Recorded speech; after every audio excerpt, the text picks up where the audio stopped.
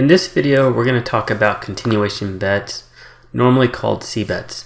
So what is a continuation bet? Just as a bit of a refresher, remember a continuation bet or C-bet is when you are continuing with a bet on the flop after raising pre-flop. So when you're the pre-flop aggressor and you continue that with the flop on the bet, that's called a continuation bet.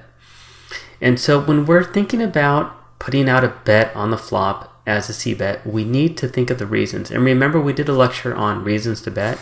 Well, now we need to consider those. So what are our reasons? So if we should bet or not bet, it's based upon us asking these questions and if they're true or not. So can we bet for value, meaning worse hands will call? If so, we should bet for value. Can we bet as a bluff, meaning we can get better hands fold? If so, then we should be bluffing. How about as a semi-bluff? Do you think that you have enough equity to potentially get it in on the flop? Or do you think that you can semi-bluff and potentially get people to fold because you have enough equity in terms of card equity and fold equity? If so, you could potentially semi-bluff as well. And now the last reason, it's a bit of a subset. It's a combination of as betting for a bluff and as a value, getting your opponents to fold their equity share. And it's usually betting for really thin value, meaning that you have a pair that's very vulnerable and there's a lot of outs to draw against you. So it's getting your opponents to fold their equity share as well. So if you can say yes to any of these, then you should be betting. If they're no, then you shouldn't be c-betting. So reasons not to c-bet. You cannot get a worse hand to call. So you shouldn't be value betting if nobody's going to call. If you have the board crushed and you think nobody can call, then you probably shouldn't be continuing with a value c-bet. Now you shouldn't be bluffing if you don't think you can get a better hand to fold. There's no point in bluffing if you think that you have no fold equity as a bluff. Another reason to not c-bet is you want to slow play a monster. So let's say you flop the nut flush or you flop top set on a really dry board. Those are really good reasons to slow play, because even though your opponents may be able to call with the worst hand, if you slow play, they may even catch it more and you're able to get more money extracted out on the turn or the river. Another reason not to c-bet is if you want a pot control. And this is a pretty simple concept. And an example of this is maybe you have top pair on a really wet board, maybe you have a pair of aces, but it's in a monotone flop where the flush is there. You can check for pot control because you have a pair of aces is maybe good, but you don't want to build the pot just in case on the turn of the river people start betting and you have to call. You prefer to call less, or on the turn of the river you could bet a smaller amount and keep the pot size smaller. And even on a dry board, even if you have top pair with a really bad kicker, that's a good position to be in just to pot control. Simply because yes, you may have top pair, but you could potentially be outkicked by somebody else having a reverse implied odd situation because your kicker sucks. So those are typical situations for pot control, where you have a mediocre type of a hand. So let's talk about the concept of fold equity. So what is it? Fold equity is essentially how likely it is that your opponent's going to go ahead and fold their hand. And so remember that dry board textures, because there's not a lot of draws, in general they have high fold equity. And they have high fold equity in general. Fold equity doesn't pertain just to bluffs or value bets, it pertains to both. So on a dry board, people can't call with draws, and people aren't going to call with really weak made hands. So as a value bet, you have a lot of fold equity, and as a bluff, you have a lot of fold equity as well. Now on the flip side, wet boards, which we talked about, where people have tons of draws they can suck out on, they have very low fold equities. So even if you're value betting, people are going to call, and even if you're bluffing, people are probably going to call. Now let's talk about opponent types. Against nits and loose passive opponents that are fit or fold, you have a higher fold equity because they're going to be playing fit or fold post flop. If they miss the flop, they're just going to go ahead and fold. And if they hit, they're going to stay in. So these type of opponents that are weak, tight, and passive, these are the type of opponents that you have very high fold equity against, whether you're value betting or you're bluffing. Now on the flip side, our tags, our maniacs, and our calling stations, the ones that love to fight for pots and the calling stations that love to call and never fold, you have very low fold equity. So this is good when you have a very strong made hand, but when you want to bluff, it's not good. And I mean, in fact, you should probably never be trying to bluff a calling station. And then in general, we have higher fold equity when we're in position. So remember, when we're in position, it's easier to value bet and it's also easier to bluff. So in general, when we are in position, our opponents are out of position, we have higher fold equity. So now let's talk about continuation bet sizing based upon fold equity. So in typical situations where we have low fold equity, we can look at how much we should size our value bets and how much we should size our semi-bluffs. And same thing for high equity, for fold equity. So if we are in a situation where we have low fold equity, and let's either think about it in terms of it being a really wet pot, really wet board with lots of draws, or we have a calling station in the hand. So if we're value betting, we want to value bet on the larger side when we have the best hand, because opponents are going to call us with lots of draws and lots of worse hands. So at minimum, we should be betting around 2/3 pot. And I have up to 3/4 pot, but you can even go up to a pot size or even an over pot size bet if you think they're going to call. Now, if you're bluffing or semi-bluffing, you're going to want to size it on the larger side as well, because your fold equity is low. And if you size your bet too small as a bluff, people are going to call you with their draws. If you size it a little higher, the likelihood that your draw or your bluff is going to work, your semi-bluff draw is going to work, goes up. But in general, it's going to be low. So I'm recommending anywhere from a half a pot to 2/3 size bet for a semi-bluff on a low fold equity type of a situation. Now let's take a look at high fold equity.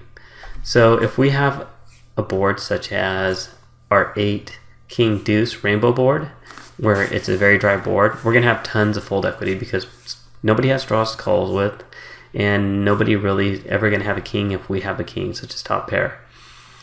Or we can assume that we're in a hand such as being in a hand with a nit or a loose passive weak type of opponent. So when we're value betting on a high fold equity type of a board, we want to size it smaller because they can't call with much.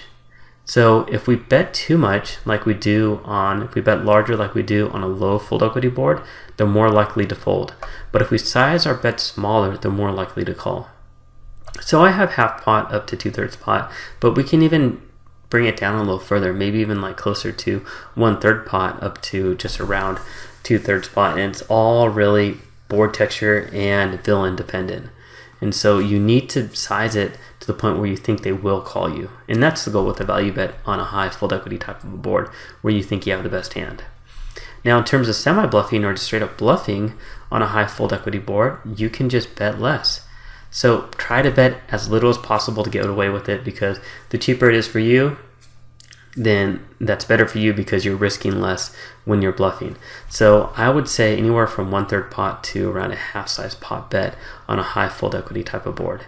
And now let's go ahead and visualize that with these card examples. So we have our dry board examples from a previous lecture. And let's just talk about some general bet sizing. So on either of these boards, what should our sizing be for a value bet and a bluff or a semi-bluff? Well, in general, for a value bet, anywhere from around a half pot to a 2/3 pot bet on either of these, maybe even a little bit less than a half size pot bet, or we can check to soak play. So if we flop a set on either of these boards, they're so dry that we can just check the flop and hope that our opponents catch up on the turn. And even with a hand like ace king, you could probably check, or ace queen here probably can check as well, because none of the cards on the turn are really going to scare you that much. So these are great opportunities for you to slow play really strong hands. Now let's talk about bluffing and semi-bluffing. Because these boards are so dry and it's very hard for our opponents to connect and hit the board, if we're in position, our opponents check. If we're bluffing or just semi-bluffing, and most likely on a dry board we're pretty much just straight up bluffing, we should bet on the smaller amount. So if we can get away with a bluff for a 1/3 pot size bet, definitely just bet 1/3 pot size bet. But in general, anywhere between 1/3 and 1/2 pot, a half pot size bet, it's going to work fairly often on a really dry board if your opponents show passivity and they check the flop to you when you're the pre-flop aggressor.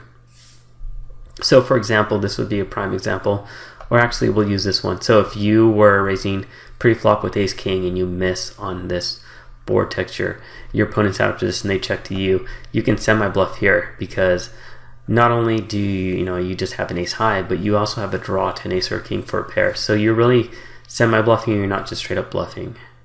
If you have something like a jack 10, you're pretty much almost bluffing at that point, or even like a 5-6 you're bluffing. But when they show passivity, it's easy just to semi-bluff or straight up bluff and usually get away with it on a dry board texture.